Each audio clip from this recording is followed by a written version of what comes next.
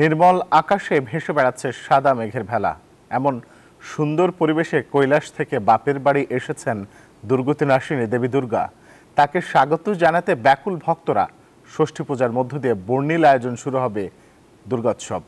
তার প্রস্তুতিতে ব্যস্ত সময় পার করছেন আয়োজক ও প্রতিমা শিল্পীরা। কোনো ধরনের অপ্রীতিকর ঘটনা ছাড়াই শান্তিপূর্ণ পরিবেশে অনুষ্ঠিত হবে এবারের উৎসব, এমন প্রত্যাশা পূজা উদযাপন পরিষদ এবং আইন শৃঙ্খলা বাহিনীর। মোহাম্মদ শুভ হাওলাদারের ক্যামেরায় সাইফুর রহমান মিরনের রিপোর্ট।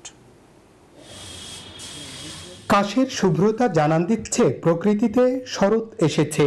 কৈলাস থেকে দেবী দুর্গা আসবেন মর্তে।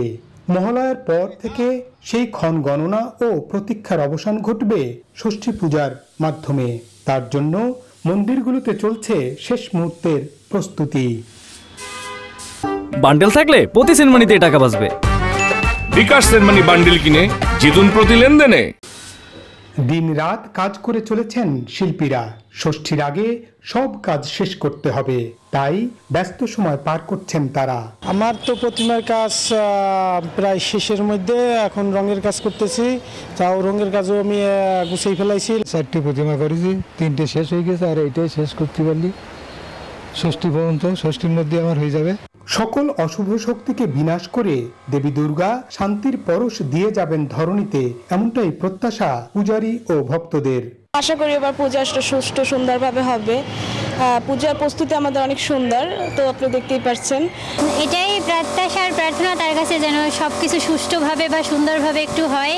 মহানগর পূজা উদযাপন পরিষদের নেতারা বলছেন, অসাম্প্রদায়িক চেতনায় শান্তিপূর্ণ পরিবেশে সব ধর্মের মানুষদের নিয়ে দুর্গাপূজা পালনের আশা তাদের।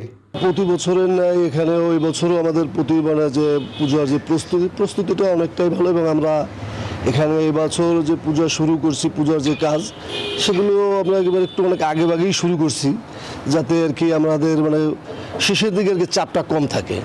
এই কারণে একটু আগেই শুরু করছি। তবে আমাদের সার্বিক পরিস্থিতি এবং আমাদের প্রস্তুতি গতবারের চেয়ে ভালো। আমরা আজকে বিশ্ববাসীর কাছে প্রার্থনা করব যে মা দুর্গা সকল অসুরকে বধ করে শুভ শক্তির উদয় হয়।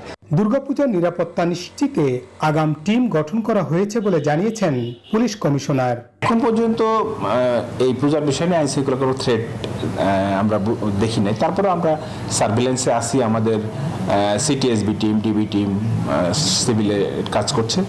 কোনো থ্রেট যদি আসে সঙ্গে সঙ্গে আমরা জানবো এবং সেটা মিটিগেট করার চেষ্টা করবো ইনশাল্লাহ। বরিশাল জেলায় 640টি এবং মহানগরে 47টি মন্দিরে দুর্গাপূজা অনুষ্ঠিত হবে। সাইফুর রহমান মিরন, নিউজ 24, বরিশাল।